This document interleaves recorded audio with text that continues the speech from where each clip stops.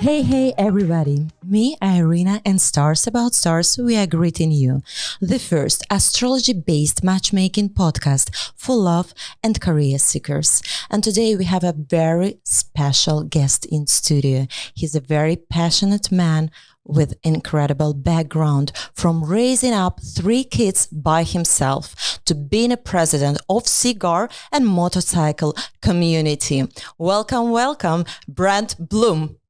Hello, thank you for having me. Thank you so much. It's an honor. It's my honor. I'm excited, actually. Thank you. So, we are going to a very interesting astrological journey. Thank you so much for sharing your data with me. Does it relate? Is it true that you were born on August 11, 1964 in Brooklyn, New York? Yes, I'm very old.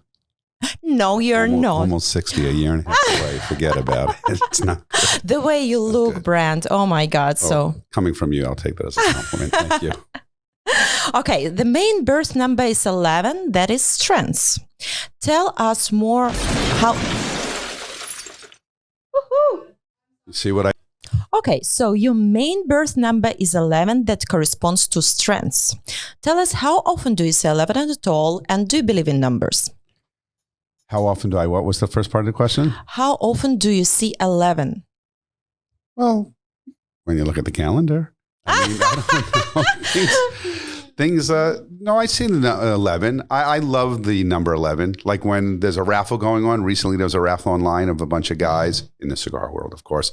And they're raffling off items affiliated with cigars. And I'm always picking 11. So that's you my see? luck. And, and they say 7-11, even though I'm August 11th, 8-11, 7-11 is a lucky number. So, yeah, I'm proud of the 11. I can see you have some tattoos. Any tattoos about 11? No tattoos about 11. Not yet. But where my birth date, and all that, and where I was born is on my body. So it's related to the birthplace, the date I was born. Great. And do you believe in power of numbers at all? I never really thought about it. I guess if you go back through history, we see that power of numbers are actually legit. But, through back and people predicting things in the future and things happening on certain days, tragedy that happened, September somewhat. I'm not going to say it. Yep. That's my number right there, 11. But yes, so I guess there is power in numbers, I would imagine. What about belief in destiny? Do you think we are creators or everything is predicted? So it's interesting. Some may say we create our own destiny, which in essence we do, but I also believe I believe there's a higher power that when we're born on these days, look, I'm a dude. Guys are not so big into astrology. Is not a man's thing.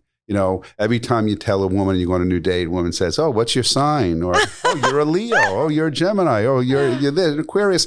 The girls know all about it. Us guys, we're too shallow. We don't know much about it. So we learn from you guys telling us about it. But interesting enough, I think the day we're born, which is a number tied to it, I also believe we're given a death date. So I think the day we're put on this planet, we are all our predestiny already. I don't know about our destiny for what we accomplish and do in life. I think for when we lose our life or wherever we go afterwards, I think that's determined on that birth date that we all are given. I think we're given a birth date and a death date at the same time. Thank you. Actually, that's what we see on the grave. Our first day and last day of our life. Interesting, that is true. Yeah. So I told you that 11 corresponds to the strengths and power. Share your male passion for motorcycles. Actually, let me ask you a question about this strength. So if 11 strength, I'm a strong dude. There's no question about it. I'm not bragging people out there in the No, you are. Oh, I know. We know that. Do you ever say to somebody on the birthday, well, your number is equated to weakness? Joe, I'm sorry to tell you, 3. You nailed it. 3 is a weak number. 3 is a number of activity and Mars, by the way. So it's all about speed and being very fast. I already forgot what you asked me to share. I said that you're very strong. I heard that part. Yes. So tell me, please, about your male passion. That is motorcycle. How did you get there? So that's a passion. So when I was a child, it's a great story because motorcycle is a big part of my life. I ride probably 5 days a week. As you mentioned earlier, I was the president and founder of a 1% outlaw club in New York. before I moved here 7 years ago. But, when you're a boy, you're a little boy, little boys play with matchbox cars. We play with little motorcycles, radio-controlled boats, airplanes, little cap guns, baseball bats, footballs, basketballs. When we grow up, we just become big boys. We want real motorcycles, real cars, real planes and boats. We can afford them. I'm not at that level. But motorcycles and cars, they can handle. Guns, we go for real guns when we used to have cap guns and toy guns and Nerf guns. And we watch real sports. If we're good enough, we play pro sports. My passion for motorcycles actually started with my father.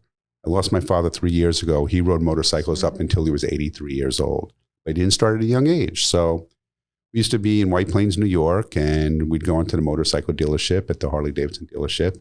And my father would go sit on motorcycles, and he had 3 little boys with him, and we would go sit on the motorcycles with him. He'd put us on the bikes, and that was it. It was a fun thing to do, but it was stuck in my head ever since, motorcycles.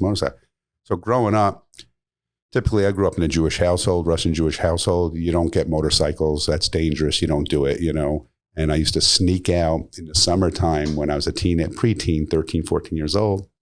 My good friend Bruce would go off to summer camp for the whole summer. I was home. He gave me the combination to go into his garage. I took out his dirt bike, his motorcycle for the woods, for the dirt bike going through the trees and all. And I started riding. My parents didn't know anything about it. One day I fell off the bike. I hurt my shoulder, my leg so bad. I had to go home at dinner and sit at the kitchen table in such pain and not let anybody know I was in pain, because I would have gotten my butt kicked I would have gotten punished, not my butt kicked, but I would have gotten punished for that. So when I grew up, I said, all right, you know what? Every time I'm at the gas station, at a store, or at the cigar lounge, I get off my motorcycle, and guys who are not even motorcyclists love to talk about the motorcycles. It's a guy type of thing. So when I was 25, I bought my first motorcycle. My ex-wife and I just got married. She was carrying our first child, a honeymoon baby. And I came home from a business appointment. I was upstate Connecticut, and I saw a Harley dealership. I was in my suit. I pulled into the dealership. I sat on a motorcycle, came home.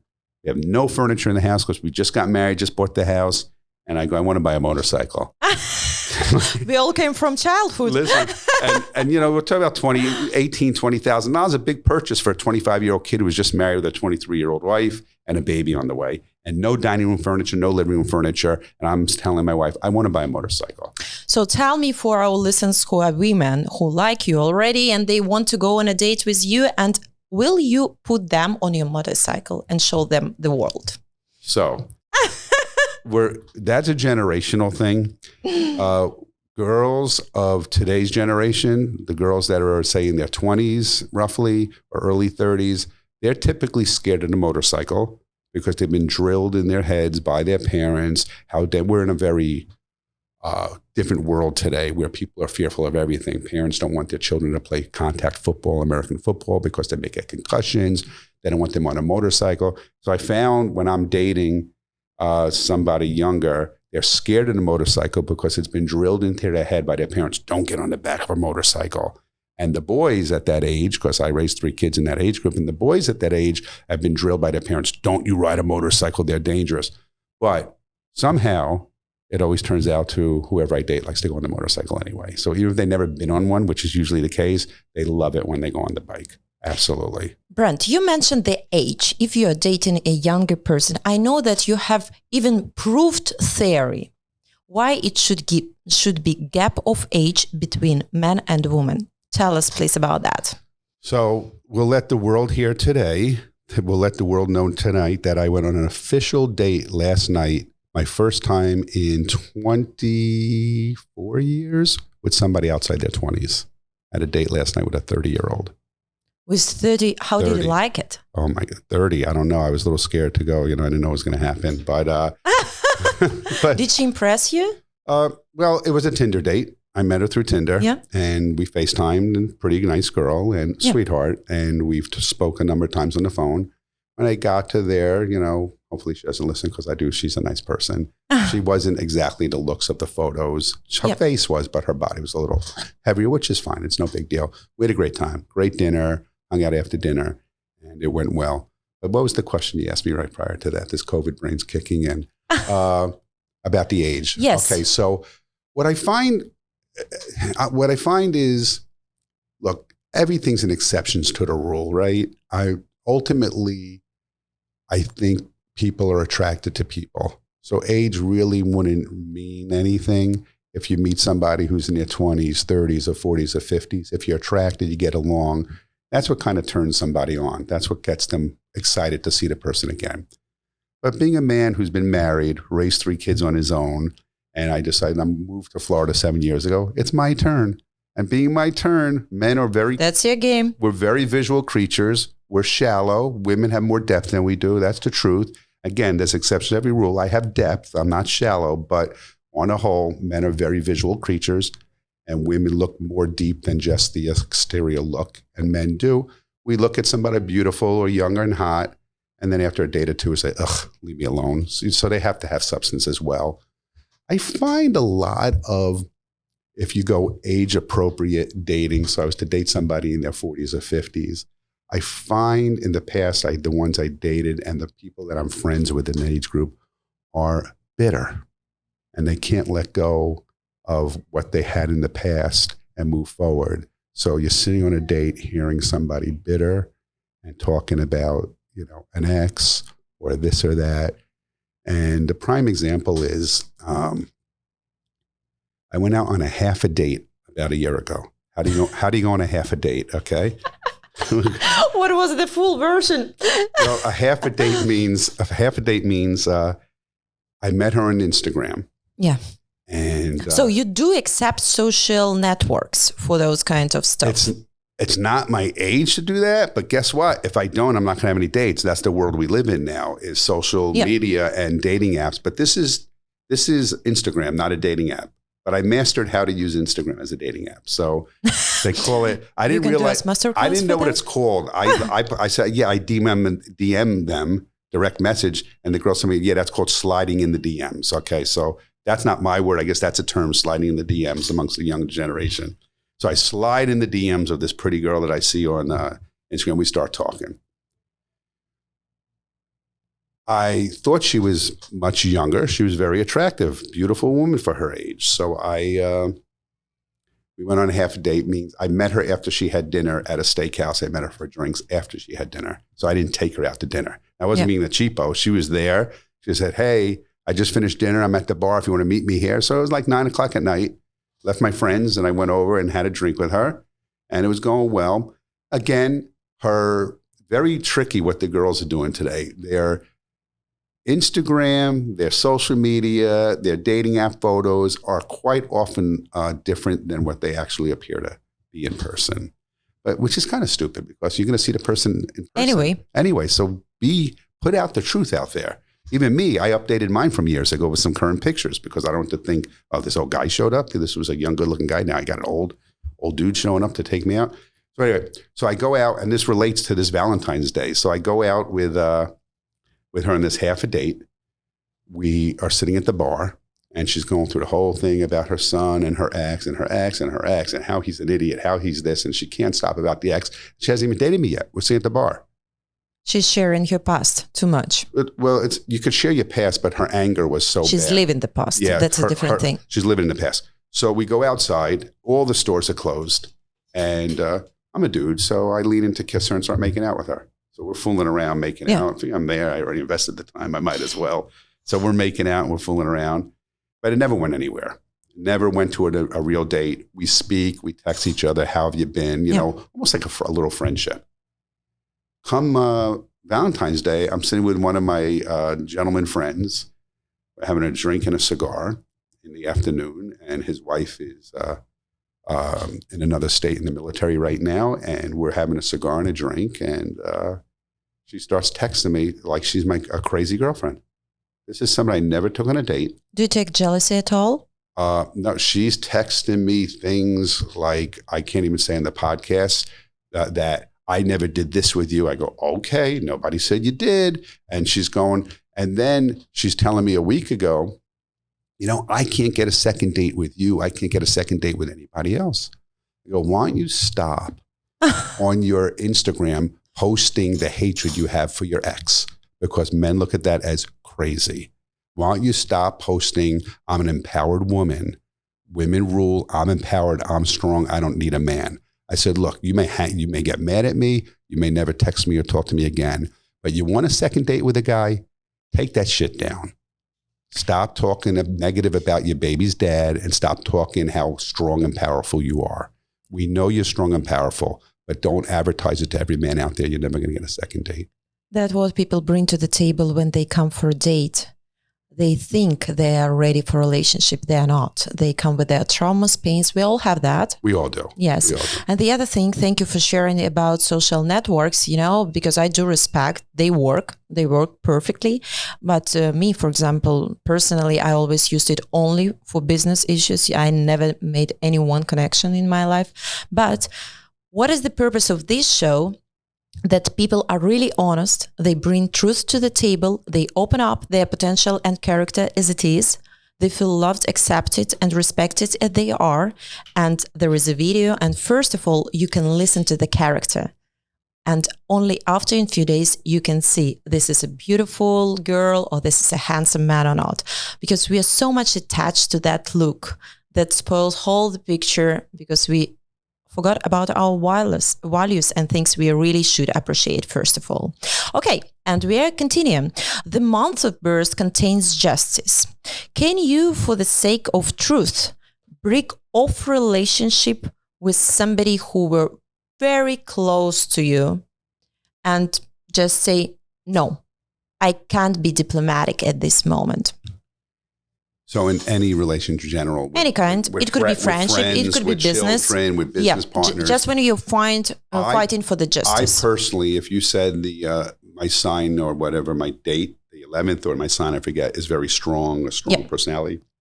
8, it's all about justice. I can't, I have a hard time cutting people off. So relationships mean so much to me, mostly in friendships now. I'm not in any serious romantic relationship with anybody, but my friend relationships and family are very, very important. And for me to cut it off, I'll have a friend who will fight with me, get mad at me, and they'll want to cut it off, and I don't allow it. Meaning I'll hit them up and say, I was thinking about you, or, when are we going to get together and have dinner? And stop acting like a child, grow to F up, and, let's get together and cut it out. We were good friends. So I think people are too easily in life, in relationships, allowing something small and stupid to end a good friendship or a good relationship. I think that goes for romantic relationships and friendships and families. I think we're too easy to bail out of a relationship because of a fight or a disagreement or a misunderstanding. Thank you. So you're just going for long-term lasting relationships. Most of mine are. Most of my friends from back home, most of my friends here, I moved to Florida 7 years ago. Most of my Florida friends have met at least 4 or 5 or 6 of close friends of mine since I'm 5 years old. I'm 58 years old, who come here. 2 of my friends who are my friends since we're 5 years old have moved here with their spouses. One girl I grew up with since I'm 5, moved here with her husband to be near me. One of my best friends since I'm 5, he moved here with his wife once all the kids were out of the house to move close to me. So these are childhood friendships that our friendships were so tight and loving that these people moved to Florida to be with me because I moved here first. So it's very important, long-term relationships. Thank you. Your year of birth gives me an opportunity to understand that it happened to you a few times, maybe in life. That's what stars say, that you could start life from scratch. Did it happen to you? So if you mean go from... build it up again. Yeah, you could say, quote, it could be financially riches to rags and then back to living, or going from loving great relationships and being on top and then not being so anything on top. Mental, emotional, financial, something that you give this extra power to be reborn again. So the interesting thing is I've had my financial collapses in life. I've had my romantic collapses in life. I've had my, what's the other one I'm looking for? Mental psyche, life being on top of the world. And that's my personality. It's not a portrayal. What people see with me is legit, real. There's no act in it. But I've fallen down, to the low and hiding and not going out, not doing anything because of what life brings you. So I do find myself, I don't know, you'll know better than me if it's related to the birth sign, the birth date, the day I was born, the year I was born, but somehow the strength, I don't know if it's astrology, I don't know if it's the upbringing, but the strength in me has always brought me back, always, whether it's financially, being from affluent to having things happen to have almost nothing and being back, maybe not to the same level I was, but bringing myself back. But you never give up. No, never. And that's with the same thing with relationships. I remember many years ago after my marriage didn't work out, I disappeared for weeks. People were looking for me. They were concerned, never to a point where I would ever hurt myself. So that's your way to restore your energy, to be alone. It could have been. I didn't think of that. It could have been. I was alone for a while, and then boom, I bounced out of it. It was like a wake up, splashing cold water in your face, and getting going again. Yeah. About understanding yourself better, I can see through stars that you have some kind of artistic personality with some maybe hidden creative hobbies. Do you have any gift? I know you have a gift to make great pictures. That's what I know. I do take nice photos. Very nice. I do that a lot. Tell us more. So I don't know. Artism's, what is the word? It's a perspective of an individual. I can't get on a piece of canvas and do a painting, but I think artistically wise that, I don't know, it's a tough one for me to talk about. Not because I don't want to, I just don't know what it is. Like you mentioned, I do like to take the camera to friends of mine, a couple friends of mine, and take pictures and then send them to them. And I take some good ones somehow. I'm very particular in keeping things clean and organized, whether it's motorcycles, whether it's the house, whether it's a car, whether it's my clothing. But they just call that anal retentive, OCD. Is that what they call it? OCD? I don't know if OCD is a form of artwork, is it? No, it's okay. It's okay. I think I have it too. You have it too? If OCD is a form of artwork, I'm the Monet or the Picasso of OCD. Yeah, just because here we try to figure out what you are and what is your real need for your woman. Let's say you see very sexy, young and beautiful and cool woman, and she loves motorcycle, but she doesn't clean and she doesn't cook. Are you going to be with her? So, good question. So ultimately, the visual of a human being, even if you stay beautiful forever or handsome forever, that's not what keeps you exciting and in love, right? I think what keeps you exciting in love is the person, how they treat you, right? Like I crave affection. So if I'm with a girl, a woman, whatever you want to call her, I need affection. So they could be gorgeous, beautiful, young and hot and get on the motorcycle. If they're not rubbing my arm or they're not giving me a kiss from time to time, it's not going to last for me. So was that the question? What was the question? I forgot. Oh my God, I start to forget my own question. I have excuse because I have that brain fog from COVID, which everyone laughs about, but I really do, and I forget. It was a good one too. What was it? Yeah, it was about the girls, the bike. If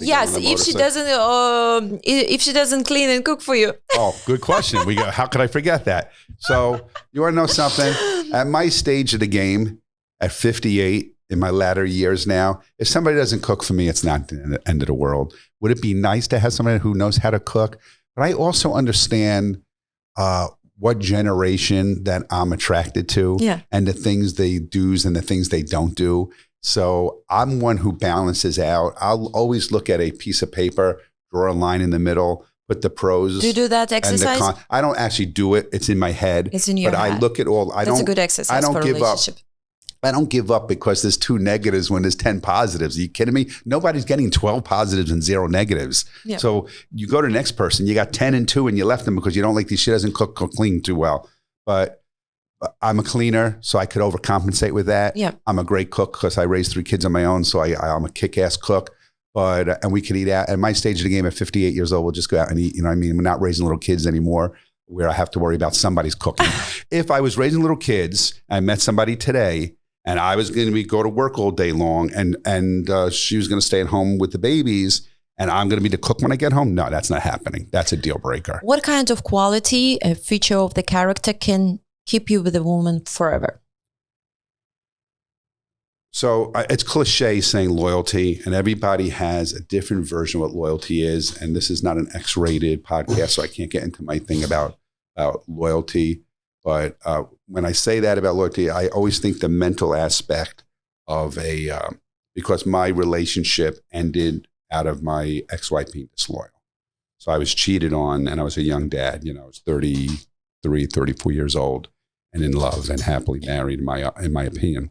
So loyalty would normally be cliche to answer what's the quality, but loyalty is. And to me, loyalty is, if my wife or girlfriend went to dinner with another man to talk about her problems and to talk about her relationship that she's not happy in, or just talk about her day to a strange man, that to me is more disloyal than if somebody had a random hookup and never saw the guy again, because that's in the animal kingdom. That's just animalistic. I'm not agreeing with it. That's wrong. That's what happened in my relationship. It was an extramarital affair. But I think the more of when I'm talking about what loyalty is if I was in a relationship with you and where I think you're my best friend, and then you have to have dinner with another man and talk shit about me or talk about, that to me is more cheating than a sexual aspect of cheating in a relationship. So loyalty is number one. I admitted earlier on, I'm a visual creature, which most men are. Magazines weren't sold over the last 100 years. Cosmopolitan, Vogue, Playboy magazine didn't sell by putting older, aging people on the magazines. They put young, beautiful models and young, beautiful centerfolds. And regardless of the age of the man, 15, 30, 60, or 80, they were looking at these magazines. Even when their wives were looking for a book in Barnes & Noble, you see the old men opening up Vogue and Cosmo and looking at the pretty models. So one of the things is a girl that's pretty and has to take care of herself. Nice looking, classy, sexy, pretty, so that's important. So loyalty would be number one. Yeah. Attractiveness. I want somebody that looks good, compliments me when we're together. Does she has to have kids to understand you better, or she can be child-free and maybe you want another kid with her potentially? So that's a very good question, because I can't answer for somebody else what kind of person they will be to me if they have no children, or what kind of person they would be if they never wanted children. Everybody has purposes in life why they may not want children. It's the way they grew up. They may not want a kid because they didn't want, they might have came from a bad home. They didn't want to put that child into the world. Some people may say, we're in such a messed up world today. I don't want to bring kids into it. Who am I to judge? I used to think if somebody wasn't a kid, what the fuck's wrong with them? I mean, you don't want a kid? Yeah. But now I realize there's a lot of reasons to it. So when I'm on these dating apps and social media, half the girls do say there's a section on these dating apps about whether you want children or not. I am not opposed to dating somebody who has children. I'm not opposed to dating somebody who doesn't have children. The big question comes up, as you just asked me, is when I date the age group that I date in, they are usually girls who never had children, and they're of childbearing age. And a lot of my friends ask me and family, what do? You fall in love with somebody, 28-year-old girl, who's never had a kid, and she wants to have a baby. I always tell people, I'm never having another kid. I would have liked never say never. Have you heard about that? Listen, I'm the guy of never say nevers. I know, but I wanted 4 kids. I ended up with 3. It doesn't mean now. My last one's going to be 26 in April. Doesn't mean now. One spot is still reserved. That's funny. That's great. But the truth is, I always tell people close to me, I don't want them. Mm-hmm. I tell that to people I date early on. But should I have fallen in love with somebody, madly in love, like I did in my first go around when I got married when I was 25? Yeah. If I really fell in love with somebody, I love that person for real, and that's something they really wanted, how could you deprive somebody that you love so much the greatest gift that you've experienced that she has not?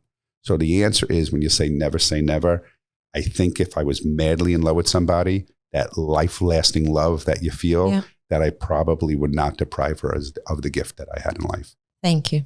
That's a great answer. But don't tell anybody that secret, please. Oh, no, that's just between us, you and I. Please, just you and me. Because if that gets out there, forget about it. Okay, you mentioned 25. What about 23? I see decisive action. That's what astrologists say. And what happened by that time? What do you mean, 23? 23. What do you remember any kind of special event? What happened to you by that time? By the time I was 23? Yeah, I see 19, strong aspect of Saturn, and 23. Any memories? 23, let me think. I got married at 25, but I got married within 1 year when I met my wife. So I was 24. We knew each other from the past, but we never dated. 23 does not ring a bell to me for anything. Okay, and 19 also. 19. I think I may be divorced 23 years. Let's count this up. So 19, Stone is 26 in April. So he's 25 and he was about 2 when I got divorced. So it could be 23 years I'm divorced. So if that number means anything, it's probably related to the number of years so that's what that I've been single.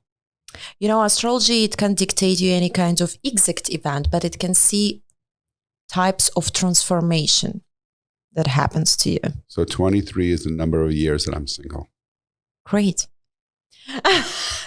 Anyway, congratulations. We know that everything what happens for better. So 30-31, some kind of another liberation from your past and new opportunities. What happened by that age? At what age? 30-31. 30-31. So I'm not sure what happened. I got my first motorcycle at 25. I got married at 25. Had my first baby at 26. Bought my first I have house. it too, 26, 27. You do? Transformation of a person. So the baby came when I was 26. There could be events associated with close man. What's that one? Yes. Say that one again. Events associated with close man. Did you get a boy by that time? No, I had 2 daughters, and then my son was the last one born. What year is that again? 26, 27. I just see your so my son, your ages. my baby boy is going to be 26 next month. Oh, great. So that could be what that represents. So a man close to me, my son, who is my best friend, is going to be 26 next. Compliments. And tell me, please, about your passion to cigars. So the cigar thing, it's interesting. Back in the 1990s, everybody in the United States was making a lot of money. I mean, everybody was killing it. All us young guys on Wall Street, going to Yankee games, restaurants in New York City, living the large life. And a part of living the large life, when you were a young guy and you're in the 90s, I don't remember, was I in my 20s or my 30s, but whatever I was, cigars played a role in it. You know, watches, restaurants, cigars. It was a guy thing to do. So in the 90s, I started smoking cigars. And but I grew up around it. My dad smoked. Us growing up, we had four of us, my parents, and then 4 children. And my dad smoked about 10 to 15 cigars a day since he was probably 20 years old, and he quit cold turkey in his 60s and never smoked again. So I grew up sitting in the back of a car, all of us going up to Vermont, my parents driving to Vermont to go skiing. We're in the back car, 4 kids. My mom's smoking cigarettes, Marlboros. My father's puffing a cigar. The windows are closed. The door will open up and a cloud of smoke would come out. When I was 11, 12 years old at the movie theaters, you know, a parent would drop you off. One parent would pick you up. You go with your friends to the movies. And whenever my father came to pick us up, we'd open up the car door to his Cadillac. Or then later on, it was a Rolls Royce. You open the car door and a cloud, like a cloud you see in the sky, of smoke would come out. So with seeing my father smoking cigars, it didn't make me go to cigars immediately. I didn't have a desire as a teenager, early 20s. But once I started making a good living, I started killing it in New York with income. I started with the cigars, and buying Cuban cigars was a big thing. I guess it is again today. So I never stopped. I've been smoking. But now moving to Florida and not having the motorcycle club to ride with they call them brothers, your members in a club are brothers in a motorcycle club. I don't have that camaraderie with all those guys back in New York anymore because I live here now. So I met most of my friends in South Florida through the cigar world. And it's very easy because and these guys are from singles, never married, divorcees, people happily married. So the whole group of the cigar group, friends, is a mix. Every race, every religion, every political party, and every income level, and just a good group of people. And we built a friendship. So the smoking cigars is not as much as I need to have a cigar as it is I need to be social and be around my friends, and we light up a cigar. So some people go for dinner and have a drink. Let's have drinks after dinner, glasses of wine. That's their thing. For us is get together socially, and then we light up a cigar. Yeah, it's interesting. Cigar is some kind of symbol of class for a man, I would say. And would you mind smoking a woman? Do I mind if a woman was smoking? Mm-hmm. I do not mind. If the woman was smoking a cigar or cigarette, I'm not. People misconstrued me. They think I'm a judgmental person, but I'm really not. I don't think it looks great with a woman smoking a cigarette, like chain smoking. My mom chain smoked her whole life, and then she quit about 8-9 years ago. Cold turkey, 3 packs of Marlboro 100s a day. She used to say, I could stop anytime I want. I don't need hypnosis. I don't need patches. And we go, Mom, you're full of it. You can never stop. You're going to smoke till the day you die. And guess what? She stopped. Never took another cigarette. No patch, no hypnosis, nothing. She proved the same like your dad. Just like my dad. They just decided, boom, and they stopped. I don't mind a girl has a cigarette. If it's smoking it around in the house, I don't smoke cigars in my house, not because of I just don't smoke in the house. It's a social thing when I'm meeting up with my friends. I don't have any judgmental. Today, you live in a world today, if you want to date younger, every younger girl, when I say every, I'm generalizing, it's probably 98% of the young population of girls, females smoke marijuana today. Yep. I don't believe in it. I don't judge. I'll date somebody that smokes cigarettes. I'll date somebody that smokes marijuana. Anything harder than that, and I'm dead against the marijuana thing. What about drinks? As I know, you don't drink at all. So I went on my date last night, as I told you earlier in this, I was getting together and talking, and she didn't know I didn't drink. Usually I disclose that early on in conversations, but she didn't know that. And she ordered her drink, and she goes, what are you going to have? And I said, well, I never had a sip of alcohol in 58 years. And she was like, really? I never met anybody like that, And I said, yeah, I'm going to be the only one you're ever going to meet like that. And I said, no, I have no judgment. I said, have drinks. My daughters have a drink at dinner. My son's like me. He doesn't. I have nothing against drinking. It's a different story if you're getting drunk every night. It's not going to make me happy, but I have no problem with somebody drinking, having a cigarette, having a cigar. I don't think it looks great for a woman to be smoking a cigar every night. I think this is where I'm going to be called chauvinist by some of your listeners. I think there's men things and women things. Could a man do some of the women things? Absolutely. Could a woman smoke a cigar like a man? Absolutely. But when I see every day, if I go to a cigar bar and I see one of the women who are like a man and smoking a cigar every day like the man, it's one thing if you're in the industry, you own a business, but it's another thing if you are that's your thing. And to me, it's just not that sexy. Great. And actually, you don't have any kind of addictions. You're a great man who raised up 3 kids. No. Who built up businesses. We just can't talk about my addictions here. Okay. Oh, you have stolen my last final question. Do you have any secret addiction? That was going to be a question? Okay. Was that really going to be a question? Because I answered it before you asked me?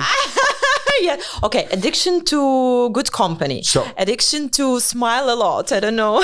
So when it comes to substances, cigars, cigarettes, drugs, gambling, alcohol, none of those destructive I don't things. understand They it. don't attract I you. don't gamble. If I go to a casino for a special occasion, well, I spend $100, $200 on blackjack, but that's it. I'm not going to put more money in. I'm not doing 10,000, 20,000. But you can win. I know that. You won in front of me. You lose 100. Good gift. You lose 100. You lose 200. It's entertainment if you could afford that. I have no desire for drugs, alcohol. People will think because of my cigar life and being the president of Cigar Club locally that I must smoke a lot of cigars. My younger brother accuses me of smoking too many cigars, and now he smokes cigars. But the truth is I did a calculation on my phone, and I took a whole month every day of how many cigars I smoke for the day, and I'm averaging 1 cigar a day. And that's not typically Sunday, Monday, Tuesday. I don't go out. I don't smoke cigars at all. So I have a 3-day break, but it's averaging at 1.3, 1 cigar a day. So you know how to control it. Okay, Brand, usually I ask every one of my guests to say the main saying wish to all our followers. In your case, as a great man, I would love to ask you to make a wish for our women who are listening. A wish for them? Yes, especially for women. Okay. For the women out there, the men are not anything without you. And we're living in a world today where, I don't know if it's your parents, your grandparents, and I get it. I'm a single father and mother of 2 daughters. I have 3 children, 32-year-old daughter, 29-year-old daughter, and a 26-year-old, soon to be 26-year-old son. raised them by myself, excuse me, since they were 8, 5, and 20 months old in diapers. I was mother and father, cheerleading dad, prom dad, looking for prom dresses with our moms. Because my daughters were raised by a father who had to be mother, they weren't raised by a mother telling them the empowerment of women, weren't telling them you don't need a man. You could do anything without a man. I know we love our daughters and want them to get educated, do the right thing. We know they can get a job and pay for their own apartment. But when we preach that to our children, they're taking it the wrong way. And we're finding a population of these girls growing up who are going to be very alone. So my wish for women is, I got a little tickle in my throat, I apologize, but my wish for the women is, for the mothers and the daughters, be a lady, be a woman. There's nothing, no shame in it. Every king behind them is a queen, and the queen really rules the roost behind closed doors. But the king is the one who has the macho image with the big muscles in public. It's with empires, it's in houses, it's in small relationships. There's nothing wrong with being a lady and having a man. You're equals in the heart, you're equals in the brain, you're equals in your decision for your children. But God did not create us equally. Otherwise, I think if Irina and I had an arm wrestle right now, I'm betting on me, even though I just told you I don't gamble. I'm betting $1 million that I'm beating her. So my wish is for the moms out there and their daughters to rethink the way you're teaching your daughters, because they're going to be alone. And the last thing you want as moms is when you leave this planet one day, that your daughters do not have a strong man and a loving man who cares about them. So my wish is that our society will change on how we're raising our daughters. And nothing wrong with education, nothing wrong with a little independence. But the way God or higher power created it, a man needs a woman and a woman needs a man. And that's my wish for the women of our society. Thank you so much. That was a great statement. To finalize our conversation, tell me please where we can find you, BRANT, through which social media? So you could find me on BRANT BLOOM, BRANT BLOOM. That's on Instagram. My same thing, BRANT, last name BLOOM on Facebook. Those are my 2 social medias. I believe my LinkedIn is on there as well for business under the same name. My throat got dry. Thank God it's ending because I think I'm losing my voice. But yeah, Instagram, Facebook, and LinkedIn, you can find me at BRANT BLOOM, BRANT BLOOM. Thank you so much again for each word, for this honesty. It was a great conversation. I appreciate that. I really admire you, especially with your experience about kids. That was a great thing and incredible example how to live this life with ups and downs, with everything, whatever God gives you, to accept it, to process it, to be stronger. Thank you, BRANT. And thank you, everybody who was listening to us today and who is going to watch us the other day when it's going to come out on our YouTube. Stars About Stars. Watch us as well and listen to us through our website, www.starsabouttstars.com, our Instagram, Twitter, Facebook. That's it. I think I didn't forget anything. And it was me and your Stars About Stars show. Follow us, listen to us.